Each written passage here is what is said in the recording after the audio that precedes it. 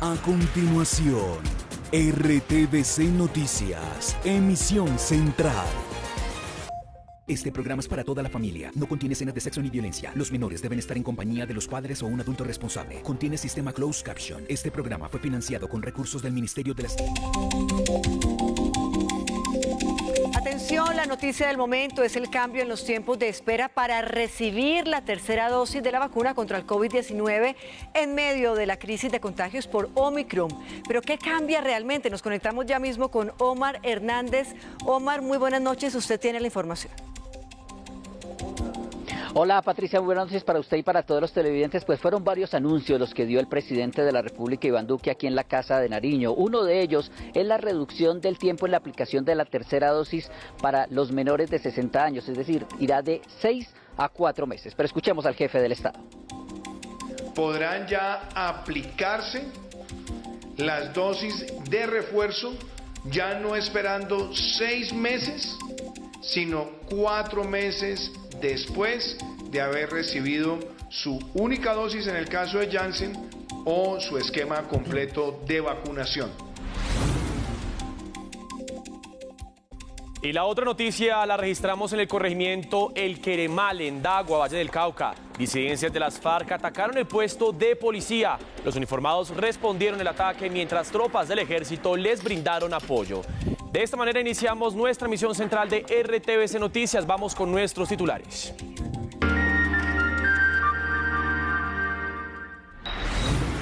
Primer día del pico y placa más estricto en la historia de Bogotá. Mañana las 15 horas de restricción son para los pares. Preparamos una crónica con la jornada. Registraduría avaló las firmas para la revocatoria del alcalde de Medellín, Daniel Quintero. Les explicamos qué sigue en el proceso. 90 familias resultaron afectadas y damnificadas por la creciente súbita de un río. La emergencia ocurrió en el municipio de Florida, en su zona rural. Los detalles en minutos aquí en RTVC Noticias, conectados 24/7.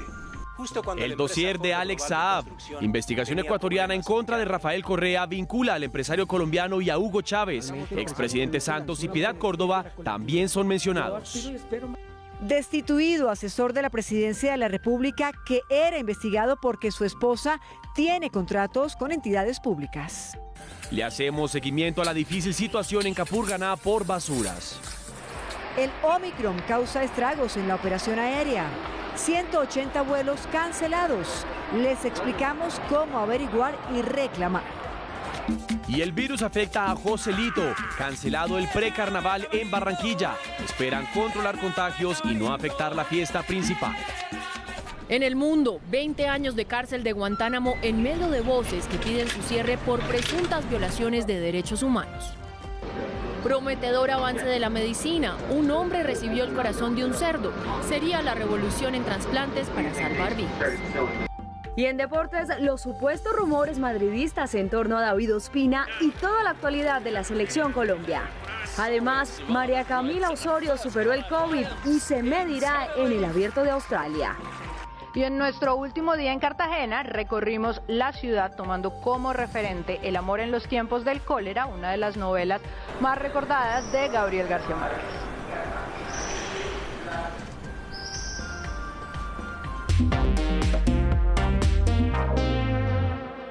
Primer día de la restricción de 15 horas sin vehículo particular en Bogotá. El pico y placa fue endurecido como estrategia de Claudia López contra la congestión.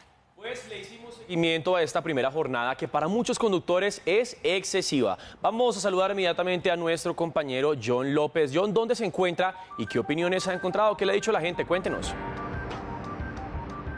Hola Mateo y Patricia, muy buenas noches. Pues yo los saludo a esta hora desde la intersección de la carrera 30 con calle 35. Les voy a mostrar cómo se encuentra la movilidad a esta hora con un importante flujo de vehículos que hacen tránsito desde el norte hacia el sur de la ciudad de Bogotá en este primer día de pico y placa extendido y que en números, Mateo, tengo que contarles que ya ha dejado a 150 conductores sancionados y 35 vehículos inmovilizados por incumplir con esta medida en el primer día del pico y placa extendido en la ciudad de Bogotá. Pero este es el panorama general de lo que se vivió hoy con el inicio de la medida. El pico y placa extendido dejó ver a varios despistados infringiendo la norma. Aunque para las autoridades el balance es positivo, no deja de preocupar el desinterés de algunos conductores. Entonces realmente pues preocupa que una medida que ha sido suficientemente difundida, que conocemos en la práctica desde hace muchos años en la ciudad y que todavía aleguen desinformación, pues de pronto sí es un poco de falta de compromiso. Una de las excepciones del pico y placa es la movilidad compartida. Es decir, si usted transita con al menos 3 personas en su vehículo, no tendrá restricciones de movilidad. Eso sí, debe registrarse con anterioridad en la página web de la Secretaría de Movilidad. Invito a los bogotanos a que se organicen con su familia en primer lugar, con sus vecinos, con sus compañeros de trabajo o estudio, para compartir los vehículos. Quienes estaban habilitados para movilizarse hoy ven bien la medida. Buenísima idea, espectacular. Me he podido desplazar bien con mi esposa a la cita, todo esto perfecto.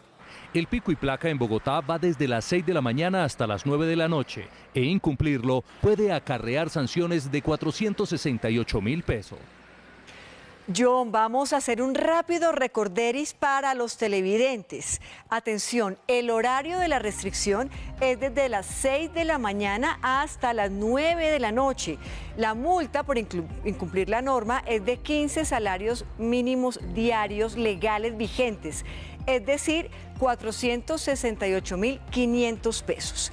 Y las excepciones son las siguientes: vehículos eléctricos o híbridos, si el carro lleva a 3 personas, pero ojo, deben inscribirse y escribir en la página de la Secretaría la placa. Y en tercer punto, el pico y placa solidario, pero también para poder acceder a este deben pagar, este puede ser semanal, mensual o semestral. Pero bueno, John, vuelvo con usted y le pregunto por los cambios que ha tenido esta restricción. ¿Desde cuándo comenzó? Es decir, casi que cada alcalde le hace una modificación distinta, aunque la verdad, hay que decirlo, en campaña prometen lo contrario. Sí, Patricia, mire, le voy a contar rápidamente. Ya son 23 años desde que por primera vez se instauró la medida del pico y placa en la ciudad de Bogotá. Y para resumirles un poco, vamos a escoger los 5 cambios más importantes que ha tenido esta medida en la capital del país. Iniciamos en el año de 1998, que fue cuando por primera vez se decretó el pico y placa en la ciudad de Bogotá. En esa oportunidad se decretó de la siguiente manera, en 2 franjas, la primera de 6 a 10 de la mañana y la segunda de 3 de la tarde a 9 de la noche. Ya 10 años después, en el año de 2008, comenzó la rotación actual de los últimos dígitos de las placas de los vehículos para que no siempre tuvieran el mismo día los conductores pues pico y placa para cumplirlo en la ciudad de Bogotá.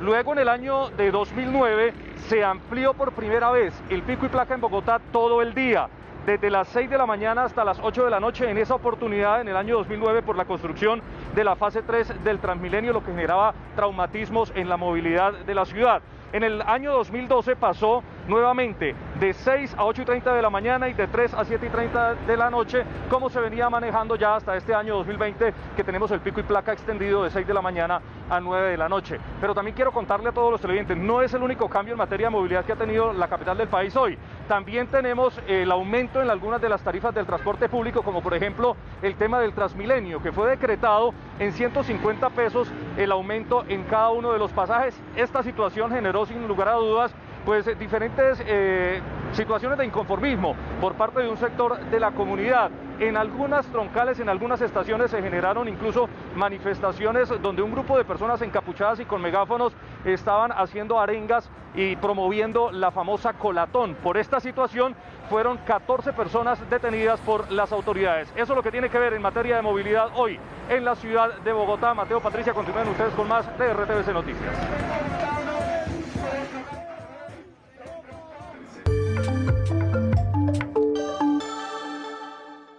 Y vamos ahora a las regiones porque quedó en firme el proceso de revocatoria del alcalde de Medellín, Daniel Quintero. El presidente Iván Duque sería el encargado de definir la fecha para la votación. Daniel Cañas, los saludo, muy buenas noches, entréguenos más información.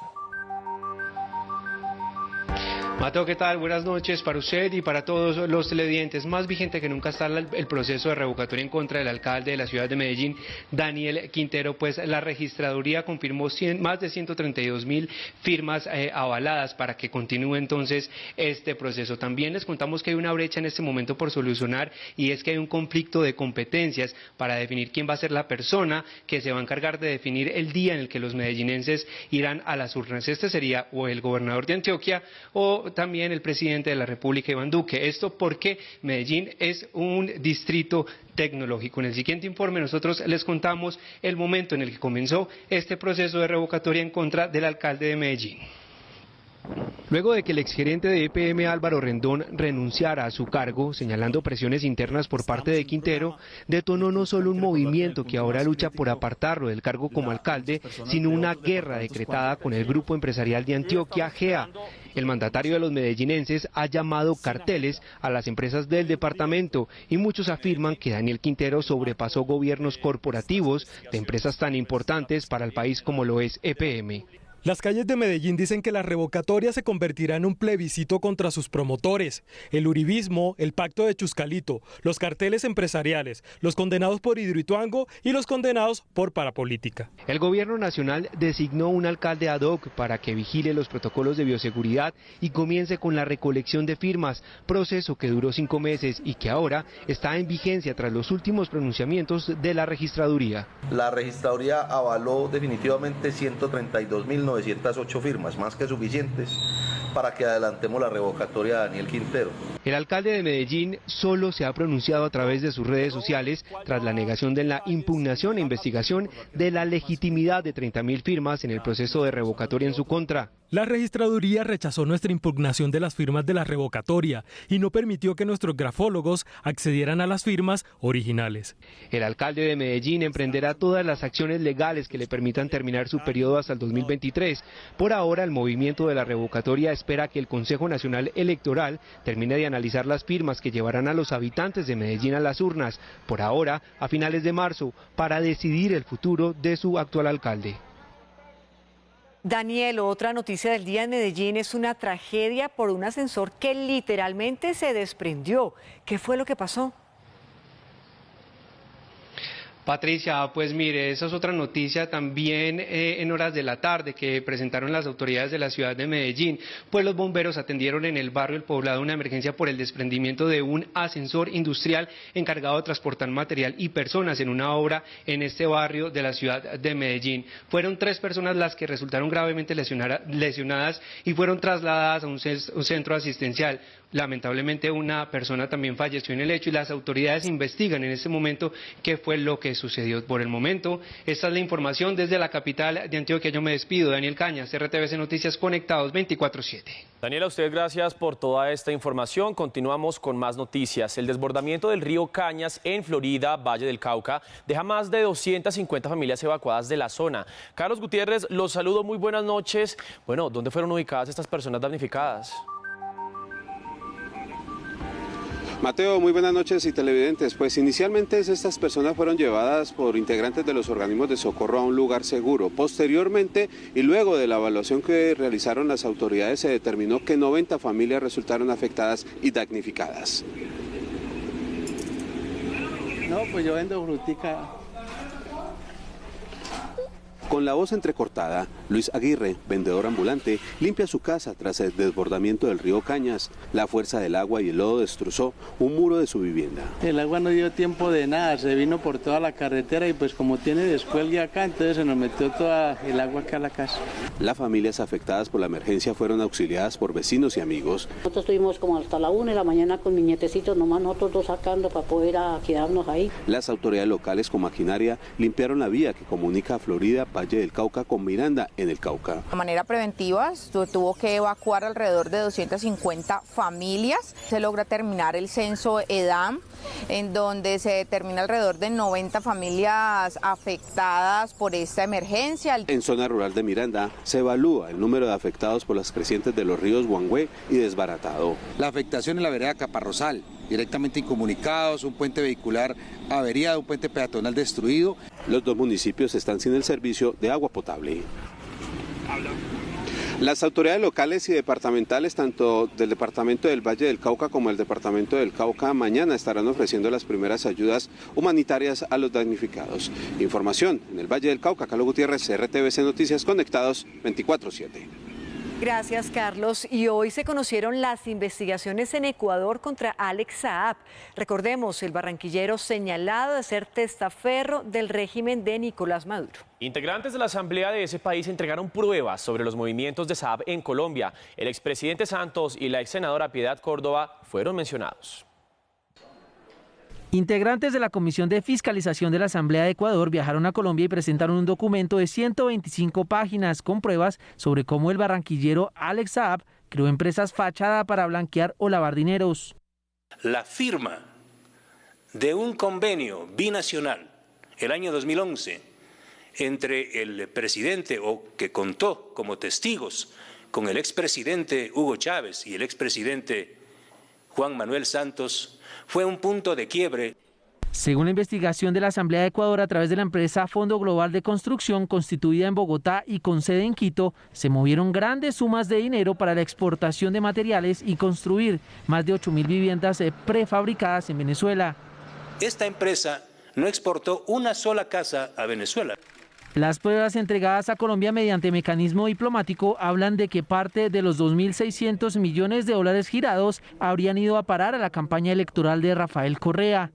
Un acervo documental que no da pie a ninguna duda y que muestra también qué personalidades de la política han estado vinculadas a Alex Saab. Las pruebas demostrarían encuentros entre Piedad Córdoba y Alex Saab, hoy procesado en los Estados Unidos. Piedad Córdoba no puede negar que ella ingresó en un avión privado de propiedad de Alex Saab con Alex Saab a Ecuador. A veces no tienen ningún documento ni ningún argumento contra mí porque no existe. Llevan 3 años con este cuento. En Ecuador, la Fiscalía investiga los cuestionados movimientos financieros y los vínculos con Alex Saab. Las pruebas y documentos serán presentados este miércoles ante la Fiscalía de Colombia para que investigue los hechos. Por otro lado, hoy fue destituido del cargo uno de los asesores de la Presidencia de la República por estar, al parecer, involucrado en una investigación sobre millonarios contratos de su esposa. Se trata de Andrés Mallorquín, quien dejó las funciones en la oficina de la jefe de gabinete, María Paula Correa. Distintos medios de comunicación denunciaron que Karen Baquino, esposa de Mallorquín, tendría una veintena de contratos con entidades oficiales. La Presidencia de la República informó que la investigación se encuentra en etapa probatoria y que funcionarios del gobierno desconocían la existencia de los contratos de Baquino. Noticias económicas de la jornada, porque el Grupo Gilinski alcanzó 25,4% de las acciones del Grupo Sura y se convirtió en el segundo mayor propietario del conglomerado. El objetivo inicial de la familia Gilinski fijaba un margen de compra de entre el 25 y 30%. En otra operación, los Gilinski también completan 16,4% de acciones en el Grupo Nutresa, y resta que la Bolsa de Valores de Colombia acepte y adjudique a plenitud los procesos de compra y de venta de acciones para que el negocio quede en firme. Y cambiamos de tema porque 200 toneladas de residuos invaden algunas calles de Capurganá, en el Chocó, luego de que un muro del botadero colapsara. Las autoridades advierten una posible crisis sanitaria. Karina Prado, periodista de la Radio Nacional, nos amplía esta información. Son más de 200 toneladas de basura las que tienen en riesgo a las cerca de 5.000 habitantes del municipio de Acandí, en el departamento del Chocó. La alerta fue lanzada por los consejos comunitarios de esta zona, pues el botadero de basuras a cielo abierto de esta región no da abasto con la cantidad de residuos que se producen desde este lugar. Demasiada basura y no hay ninguna solución. Estamos a puerta de una emergencia en salud y una emergencia sanitaria. Las autoridades del municipio de Acandí pues aseguran que ya se encuentran en la formulación de unas medidas que ayuden a mitigar esta situación. Ya venimos trabajando en un plan de acción para hacer el cierre, la clausura y el cierre del botadero de Acandí, poder hacer unos trabajos y ampliar el relleno sanitario de Acandí. Entre tanto, los líderes de los consejos comunitarios del norte, Cocoma Norte, aseguraron que la salida más inmediata debe ser articular esfuerzos con las autoridades ambientales de Antioquia para llevar estos residuos sólidos hasta el Urabá.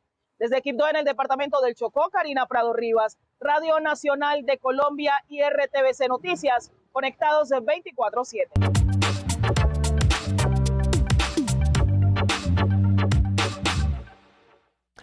Revisamos ahora las cifras de la pandemia en nuestra pantalla. Les contamos que hoy en Colombia se reportan 23.074 casos nuevos de COVID-19.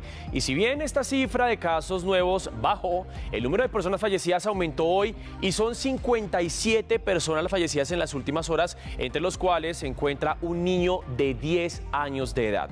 Por otra parte, 153.622 personas actualmente tienen la enfermedad. Son los casos activos. Vamos ahora a revisar las cifras, pero en torno a la vacunación.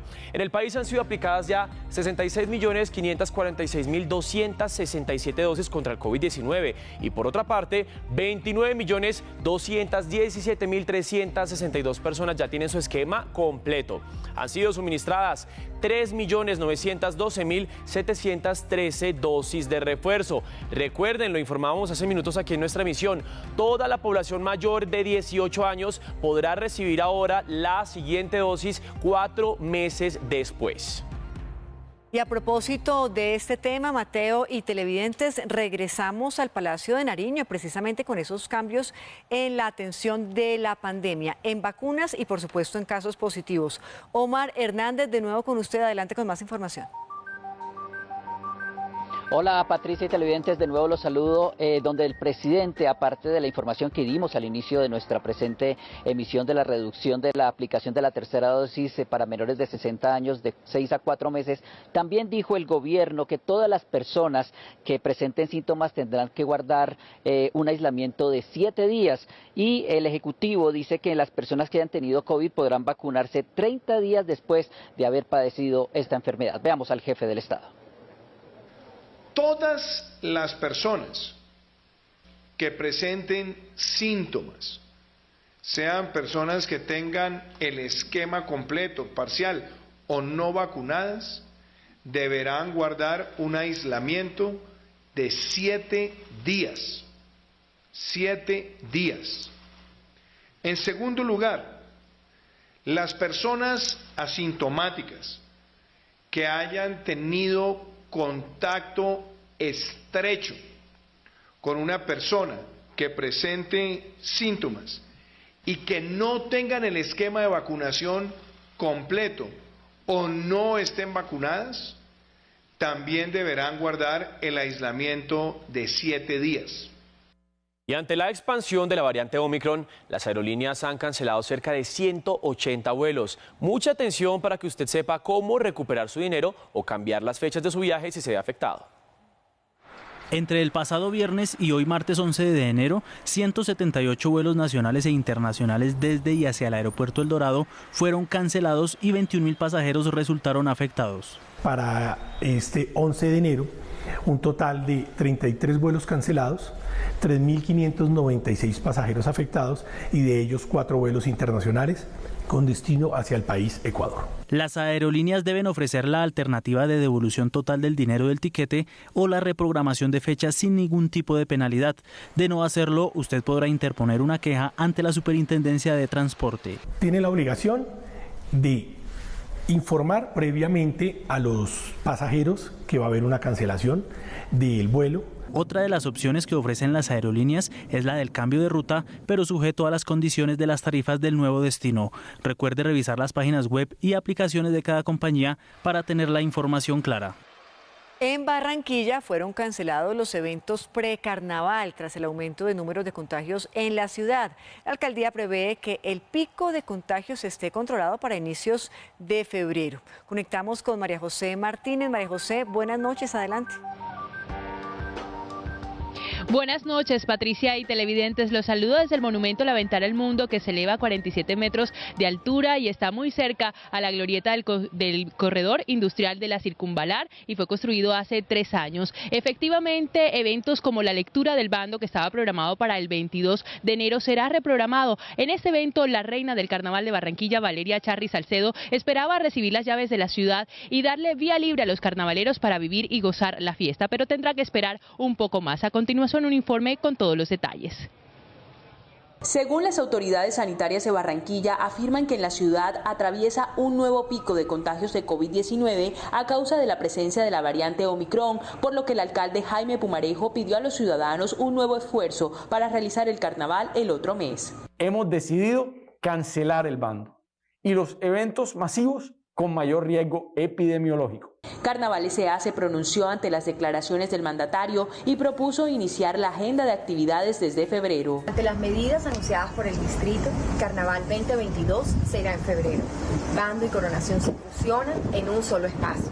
Ante las medidas anunciadas, los ciudadanos opinaron al respecto. Nos duele de que de pronto no vaya a haber carnaval, porque la verdad es que yo soy barranquillero, en la cual pues yo participo en el carnaval también.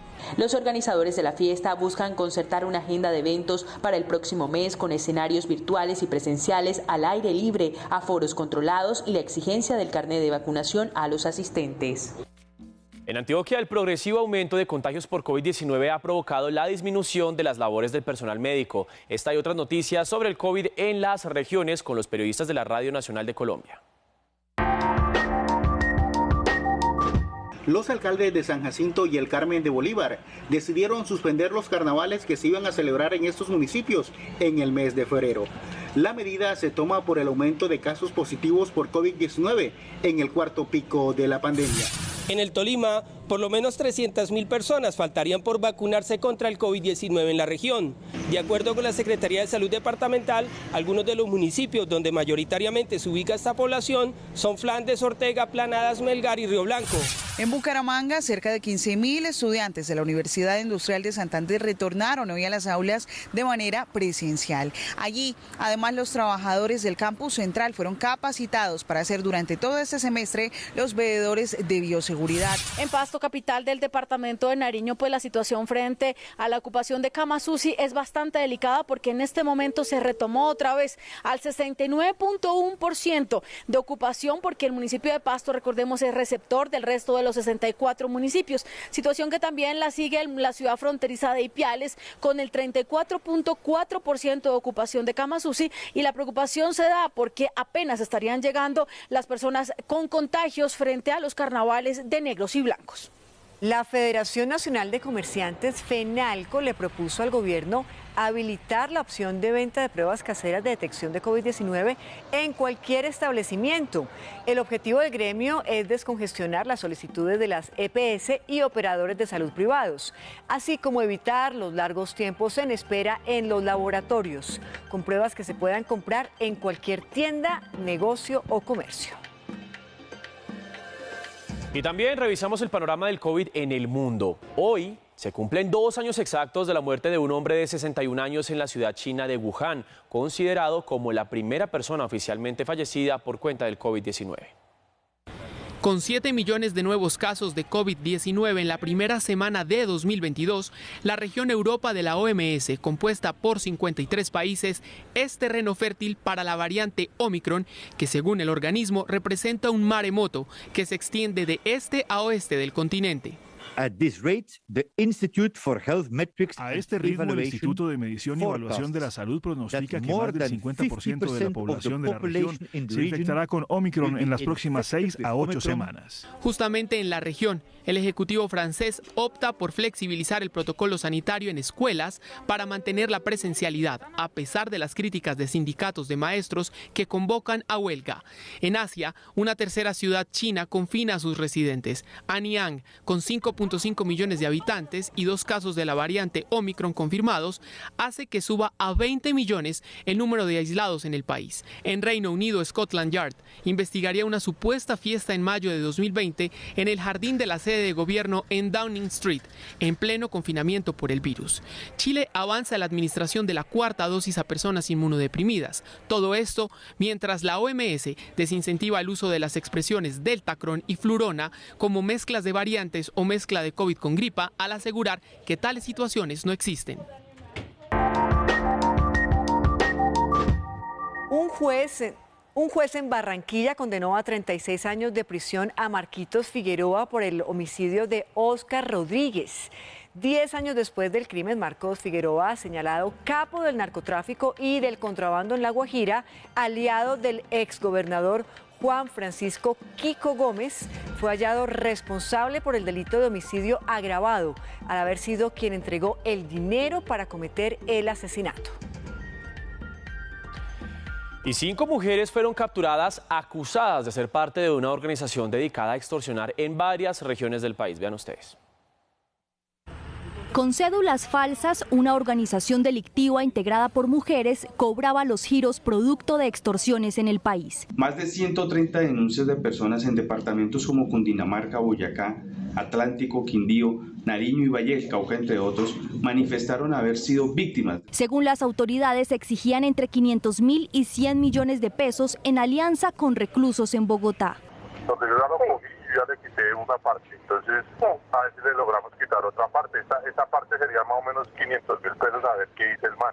De 500 a 1.000.000 pesos le vamos a pedir. La investigación permitió la captura de 5 mujeres, entre las cuales se encuentra Alias Luna, quien coordinaba las llamadas extorsivas con internos recluidos en un centro penitenciario de Bogotá. Cualquier hecho de secuestro o extorsión puede ser reportado en la línea nacional 165. Bomberos de Piedecuesta en Santander lucharon durante 10 horas para combatir un incendio forestal. Las llamas aparecieron en la vereda Guatiguará y consumió alrededor de 100 hectáreas de vegetación. Fueron necesarias más de 60 unidades para acabar con la conflagración. Y en Caldono, Cauca, las autoridades indígenas encontraron el cuerpo de un hombre con señales de tortura. Más información en las regiones con los periodistas de la Radio Nacional. Más de 100 hectáreas de cobertura vegetal fueron arrasadas por voraces incendios que se registraron en zona rural del municipio de Puerto Leguízamo, en el Bajo Putumayo. De acuerdo con los organismos de socorro, las llamas acabaron con zonas que servían de hábitat a reptiles y aves declaradas en vías de extinción. Espere ir a la ciudad de Colombia con la tarifa de transporte público más baja. El alza para este año 2022 fue de 150 pesos, lo que significa que la tarifa quedó en 2.350. Cabe recordar que los transportes colectivos están aplicando esta tarifa desde el pasado 6 de enero. Sin embargo, para el transporte masivo de Megabús y Megacable entrará en rigor a partir del próximo 17 de enero. En Arauca fue emitida la alerta verde hospitalaria en todo el departamento con el fin de ampliar la capacidad hospitalaria y del equipo médico para atender todas las emergencias relacionadas al desplazamiento masivo que se genera por cuenta del enfrentamiento entre grupos armados ilegales en esa región desde el pasado 2 de enero. Todo esto partiendo del reporte de 27 personas muertas. Cambiamos de tema y hablamos de información electoral en RTVC Noticias. Tenga en cuenta estas fechas para poder participar de las elecciones previstas para este año. Si usted desea inscribir su cédula o cambiar de puesto de votación para las elecciones de Congreso, el plazo máximo de inscripción es este jueves 13 de enero. Atención, si no está interesado en hacer cambios, puede votar donde siempre lo hace. No hay que creer en falsas noticias, así lo ha pedido la registraduría. Para las elecciones presidenciales, la fecha límite para inscribir el documento de identidad o cambiar el puesto de votación es el próximo 29 de marzo.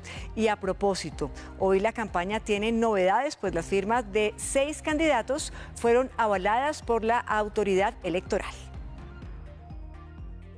La registraduría avanza en la verificación de firmas o respaldos ciudadanos para los aspirantes a la presidencia de la República. Gracias a todos los colombianos que nos dieron su apoyo. Con este mensaje, el barranquillero Alejandro Char festejó que el organismo electoral avalara las firmas presentadas. Otro de los candidatos que celebró fue Luis Pérez. Es un día de mucha alegría porque la registraduría acaba de aprobar el movimiento Colombia Piensa en Grande para la presidencia de la República. El santanderiano Rodolfo Hernández agradeció a los ciudadanos por sus respaldos a través de Twitter. Registraduría avala mi candidatura presidencial. Mil gracias a todos los colombianos que con su firma hicieron posible esto. Alejandro Gaviria agradeció a sus simpatizantes con un video. Colombia tiene futuro, es ya una realidad de verdad, oficial. Quiero agradecerles a miles de voluntarios, a más de 1 millón de colombianos por la firma. Por su parte, el exministro de Hacienda, Juan Carlos Echeverry, festejó en Twitter este paso en la contienda electoral. Gracias a las miles de personas que dieron su firma y que nos siguen apoyando incondicionalmente. El también antioqueño Federico Gutiérrez aseguró estar listo para seguir recorriendo el país con propuestas. Ya soy oficialmente candidato a la presidencia, una candidatura independiente, cívica, ciudadana.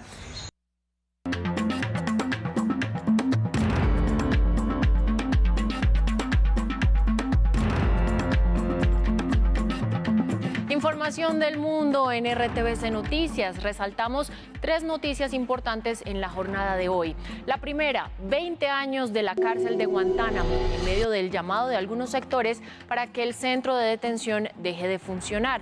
La segunda, las intensas lluvias e inundaciones en el estado de Minas Gerais, en Brasil. El cambio climático se contempla como una posible causa. Y la tercera, el histórico trasplante de un corazón de cerdo modificado genéticamente a un ser humano. Primer paso para la futura utilización de estos órganos para salvar vidas. Así iniciamos esta sección y se cumplen 20 años de la apertura del polémico centro de detención de Guantánamo. Expertos de la ONU pidieron hoy a Estados Unidos cerrar definitivamente este sitio donde, según ellos, se han violado de manera implacable los derechos humanos. 2 décadas cumple este centro de detención situado en una base naval estadounidense en la bahía de Guantánamo, en el oriente de Cuba. Pese a ser un símbolo de la lucha antiterrorista que Estados Unidos abrió el 11 de enero de 2002 por orden del entonces presidente George W. Bush como respuesta a los atentados del 11 de septiembre, el sitio ha estado en el ojo del huracán por los programas de detenciones secretas y torturas. La operación continua de Guantánamo sigue siendo una mancha en la política estadounidense y su reputación en todo el mundo. Ha empañado su legado como líder de autoridad moral. Para la ONG Human Rights Watch, el uso de prácticas como ahogamientos simulados y técnicas para que los presos no pudieran dormir ha dañado todo el sistema internacional de derechos humanos. Además, expertos de la ONU que trabajan en desaparición forzada y detención arbitraria pidieron al gobierno estadounidense cerrar el sitio. Biden ha dicho que quiere cerrar Guantánamo, pero hasta ahora hemos visto señales muy contradictorias de su administración al respecto. Estados Unidos gasta cada año $540 millones para mantener esta prisión militar de alta seguridad en Guantánamo.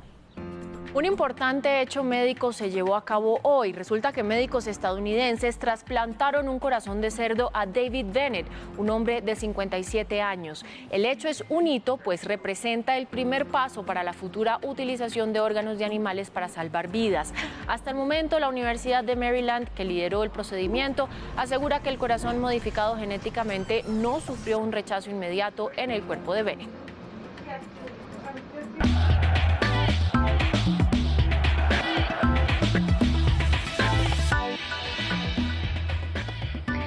Muy buenas noches, bienvenidos a la información deportiva. Qué alegría saludarlos aquí desde la ciudad de Medellín. Comencemos hablando de la selección Colombia, que por ahora se prepara para enfrentar en un partido amistoso a la selección de Honduras. Y mientras todo esto pasa, pues varios jugadores del rentado nacional están en la mira en el traspaso, además de este mercado de pases europeo, pero también aquí en la liga. El más llamativo es el de David Ospina, nuestro arquero. Se habla que podría llegar al Real Madrid. Mucho se ha hablado de los dobletes de Borré, Muriel y James en las ligas de Europa y Asia. pero la ventana de invierno del mercado de pases tiene al mundo hablando de David Ospina. El portero colombiano, según el diario italiano Il Corriere dello Sport, podría llegar al Real Madrid ante la salida de Andriy Lunin al Ajax. Ospina es de todo el gusto de Carlo Ancelotti, quien fue su técnico en Napoli. En el fútbol argentino solo se habla de dos colombianos. Edwin Cardona ya está listo para vestir los colores de Racing de Avellaneda. Contento, muy feliz con un nuevo proyecto, una nueva ilusión y bueno, muy contento por la gente que vino a recibirme. Mientras que en River están a la espera de Juan Fernando Quintero. Tanto así que se rumora que Jorge Carrascal, el colombiano que portaba la 10 en River, ya le cedió el número al pequeño gigante.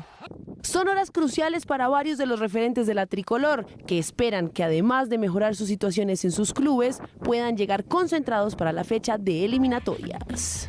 Y ahora hablamos de ciclismo con Nairo Quintana, porque ya definió cuáles son las carreras en las que estará para este año, para este 2022. Pues se tratan de el Tour de Francia y la Vuelta a España. Todo esto lo dio a conocer su agente, el italiano Giuseppe Acquadro, hablando de que la decisión radica en que el equipo francés Arkea dará prioridad al Tour de su país, por lo que descarta el Giro y participará en Francia y en España, donde se encontrará con Pogačar, Roglic, Egan Bernal y Richard Carapaz. Y aceleramos un poquito los motores, hablamos de automovilismo con Juan Pablo Montoya. Sí, Juan Pablo Montoya, que anunció que va a estar presente en las 500 millas de Indianápolis y también anunció con qué equipo las correrá. Se trata de la escudería Ron McLaren SP, con la que correrá de nuevo en esta edición 106 del gran evento, en el que ya fue campeón, recordemos, en el 2000 y en el 2015, y lo hará con el carro número 6. En sus redes sociales, Montoya mostró su emoción por un año más en competencias y afirmó que espera seguir haciendo historia con su equipo. Recordemos que el bogotano participó el año anterior partiendo en la posición número 24 y siendo noveno. Sus triunfos en Indy.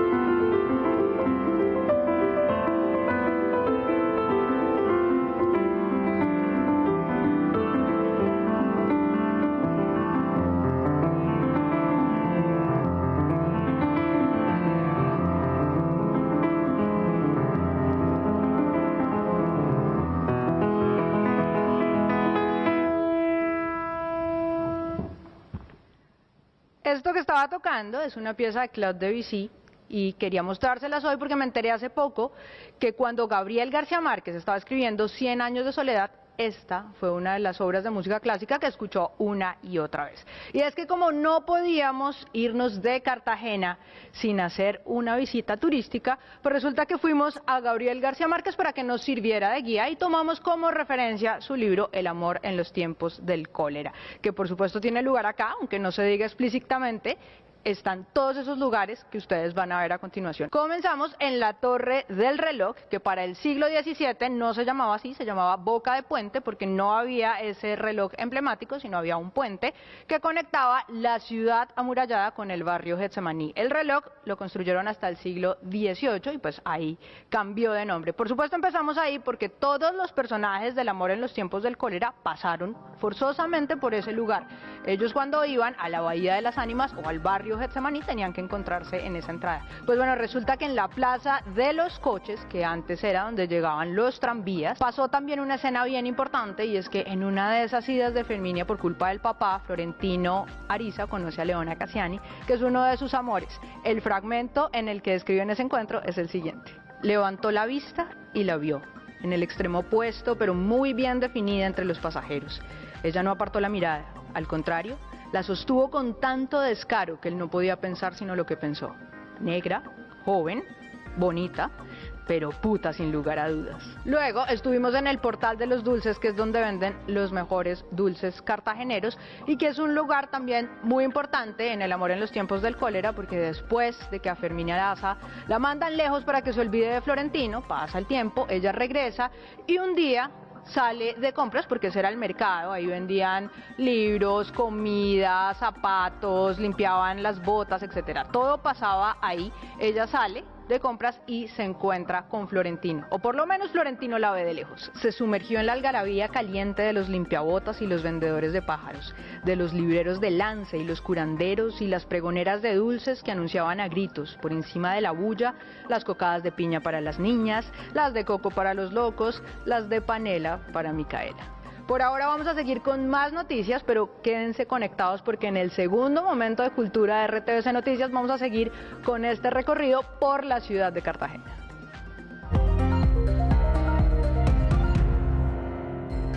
El precio del dólar cayó 32 pesos y se negoció en promedio a 4.011 pesos con 7 centavos. El precio interno de la carga de café bajó 42.000 pesos y retrocedió hasta los 2.147.000 pesos. 9,9% es la nueva proyección de crecimiento para la economía colombiana durante 2021 que el Banco Mundial anunció.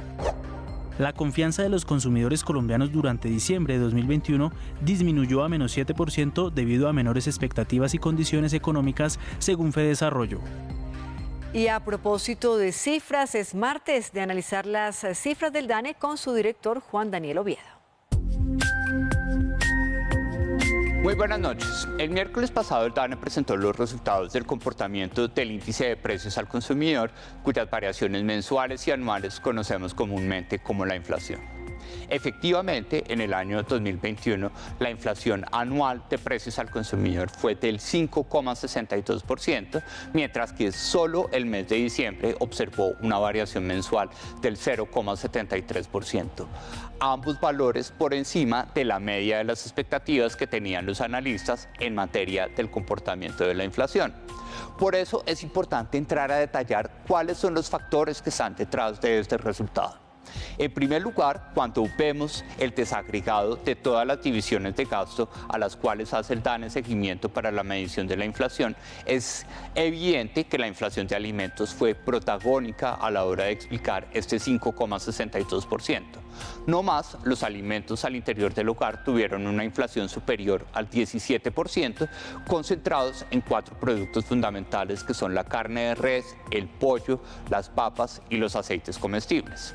No obstante, no podemos dejar pasar que 2 divisiones de gasto en el año 2021 tuvieron variaciones negativas anuales, que son información y comunicaciones por la entrada de un nuevo operador que promovió la competencia en precios en el sector de telefonía móvil e internet, y el caso de prendas de vestir y calzado debido a los efectos del día sin IVA en los 3 últimos meses del año 2021.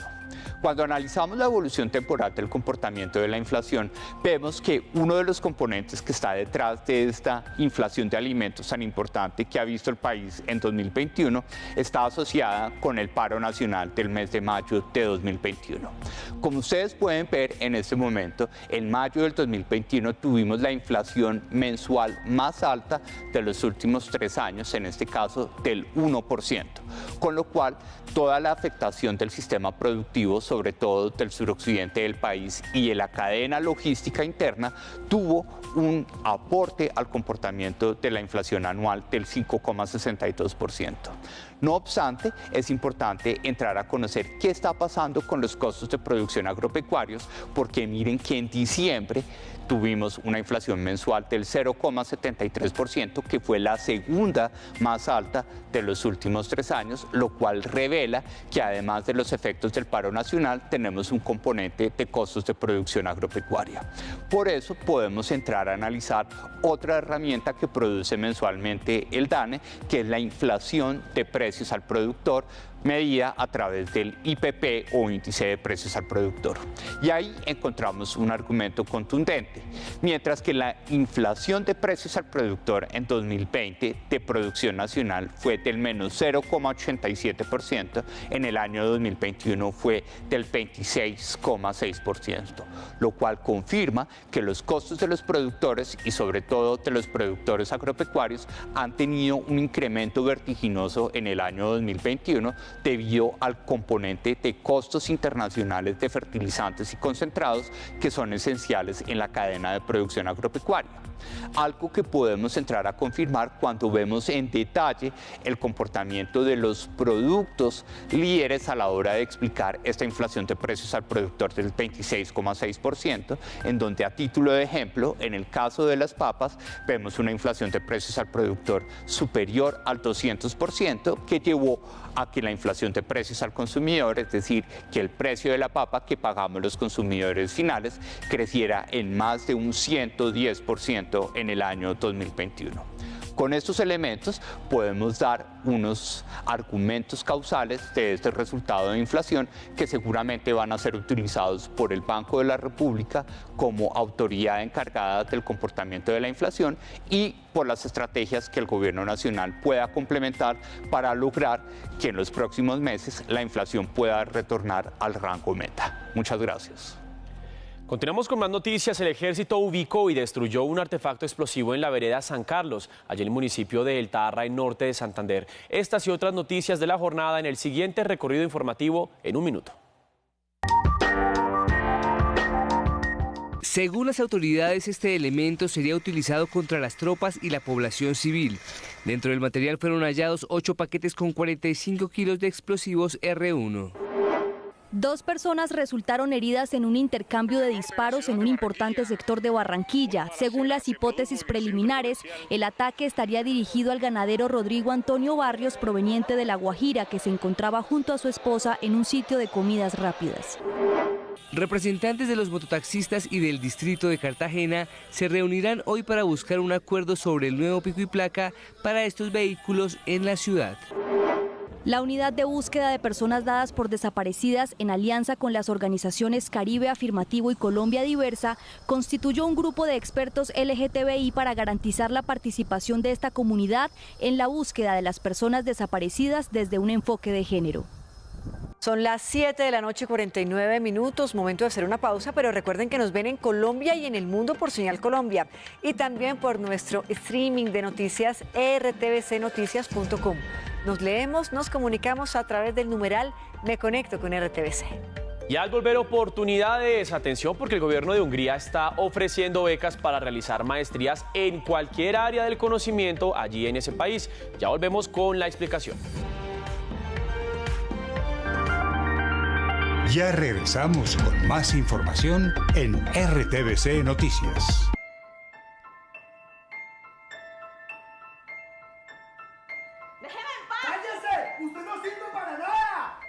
Desde el inicio de la pandemia se incrementaron en un 75% las llamadas a líneas de atención por violencia intrafamiliar.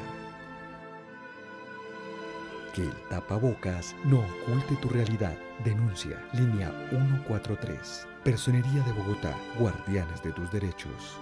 Logo de la Comisión de Regulación de Comunicaciones. Atención, tenemos noticias de último minuto. Un nuevo ataque de las disidencias de las FARC dejó 2 policías asesinados. El hecho ocurrió en lejanías Meta, según le confirmó el gobernador del departamento a RTBC Noticias. En medio del ataque, los patrulleros fueron atacados a bala y hay un número indeterminado de heridos. Nosotros estaremos atentos a la evolución de este hecho. Por lo pronto vamos con las noticias del mundo.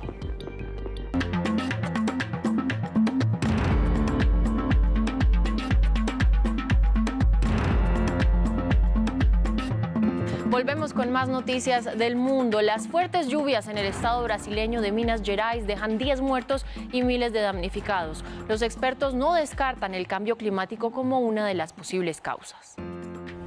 El temporal de lluvias en Minas Gerais, el segundo estado más afectado en todo el territorio brasileño, ha obligado a más de 17.000 personas a abandonar forzosamente sus hogares y buscar refugio. Las fuertes precipitaciones aumentaron desde el pasado fin de semana y han dejado a un centenar de municipios incomunicados por las inundaciones que han bloqueado las vías y derribado varios puentes en la región. De hecho, una de las hipótesis más fuertes es que las torrenciales lluvias pudieron haber contribuido al grave accidente que tuvo lugar el sábado en el lago de Furnas, cuando se produjo el desprendimiento de una enorme pared rocosa de un cañón, causándole la muerte a 10 personas y dejando una treintena de heridos. Los expertos atribuyen la emergencia a la zona de convergencia del Atlántico Sur, un fenómeno típico del verano que cada año provoca intensas lluvias en la zona, además del fenómeno de la Niña y la crisis climática que ha provocado climas extremos en los últimos tiempos. De acuerdo a los climatólogos, las lluvias persistirán durante toda esta semana. El presidente estadounidense Joe Biden llegó hoy al estado de Georgia para avanzar en una de sus promesas clave: proteger el acceso al voto de las minorías, en especial de los afrodescendientes. Junto a la vicepresidenta Kamala Harris, visitó en Atlanta la tumba de Martin Luther King Jr., ícono de la defensa de los derechos civiles, asesinado en 1968.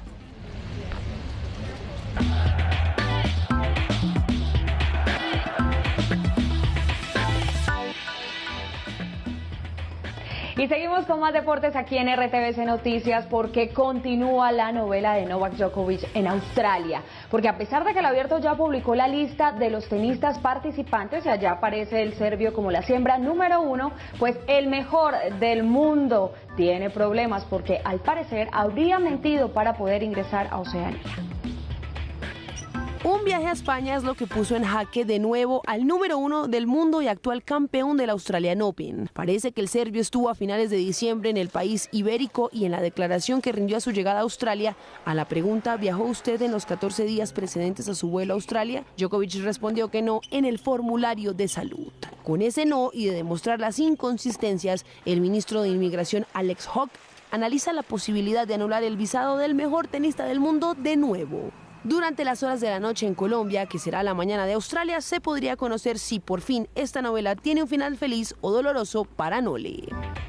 Pero hablemos de noticias positivas allí desde Australia, porque finalmente María Camila Osorio, nuestra raqueta colombiana, sí va a participar en este abierto después de recuperarse de COVID-19, y todo esto pues gracias al ranking. Ella está ubicada en la casilla número 53 del mundo y va a disputar por primera vez en su carrera el cuadro principal del primer Grand Slam de la temporada. Tanto en 2019 como en el 2020 fue eliminada en este certamen en la fase de clasificación. La colombiana superó los contratiempos que le ocasionó el COVID-19 y ha expresado su felicidad en redes sociales por su presencia en Melbourne. Hasta aquí la información deportiva, nos volvemos a encontrar mañana. Feliz noche.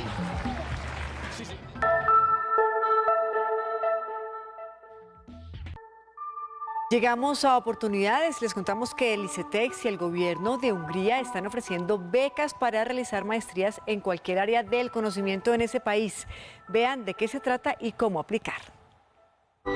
En oportunidades para realizar estudios de maestría en Hungría de manera presencial, vaya a la página www.icetex.gov.co. Allí tendrá que ingresar sobre la opción Becas, elige el programa Becas para estudios en el exterior y luego se desplaza hasta la pestaña Becas vigentes y escoge la convocatoria. Encontrará las generalidades y los requisitos para inscribirse, como ser colombiano, tener un promedio mínimo de notas de pregrado de 3,7 a 5, contar preferiblemente con un año de experiencia profesional, tener buenos conocimientos del idioma inglés con nivel mínimo B2 y por supuesto pasaporte vigente. Atentos, porque el programa está dirigido para realizar maestrías en cualquier área del conocimiento. Recuerde que la convocatoria va hasta el 17 de enero del 2022 y muy importante, si quiere seguir informado 24/7, nos encuentra en todas nuestras redes sociales como RTVC Noticias.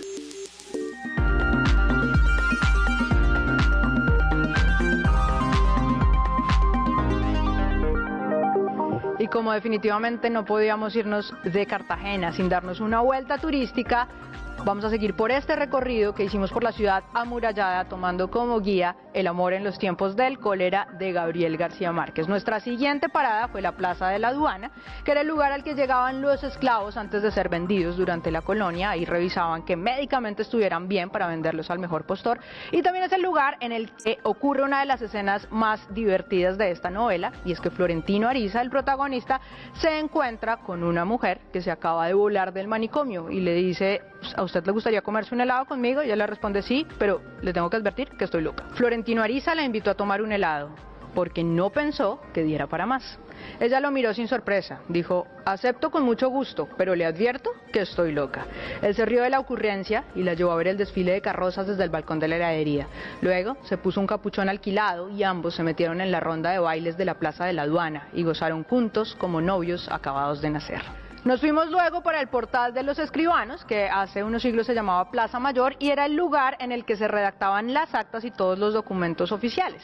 En El amor en los tiempos del cólera se consideraba que era un sitio no muy apto para señoritas porque era un lugar de perdición. Fermina Daza compartía con sus compañeras de colegio la idea peregrina de que el Portal de los Escribanos era un lugar de perdición, vedado, por supuesto, a las señoritas decentes.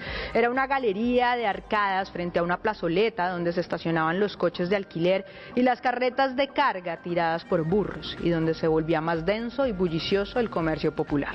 Luego nos fuimos para la catedral, que es donde ocurren dos de los momentos más importantes de esta novela. La primera es que ese es el lugar en el que Florentino Ariza le da su primera carta de amor a Fermina Daza.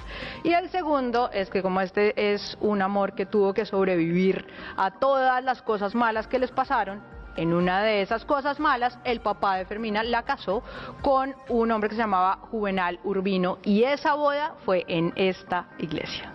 El día que Florentino Ariza vio a Fermina Daza en el atrio de la catedral, encinta de 6 meses y con pleno dominio de su nueva condición de mujer de mundo, tomó la determinación feroz de ganar nombre y fortuna para merecerla. Y para despedirnos visitamos un lugar que no tiene que ver directamente con El amor en los tiempos del cólera, pero tiene todo que ver, porque fueron 3 lugares muy importantes para su autor. Primero, la redacción del periódico El Universal, donde él trabajó durante un buen tiempo y donde hizo sus primeros pasos de periodista y de cronista. Luego, la casa que finalmente compró y en la que vivió aquí en Cartagena.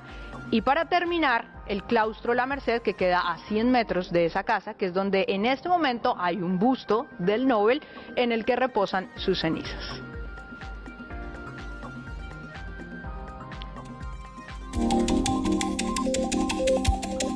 Hay noticia al cierre de nuestra emisión. Comunicado de la jefe de gabinete María Paula Correa sobre Andrés Mallorquín.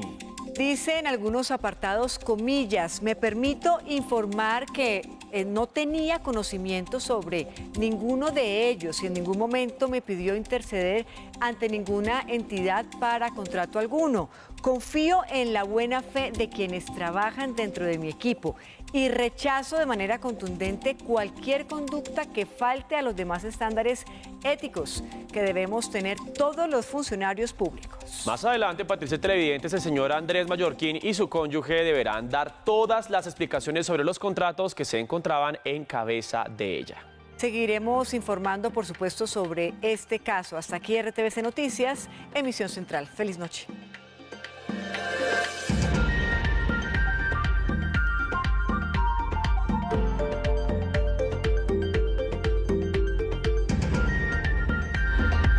RTVC Noticias, emisión central.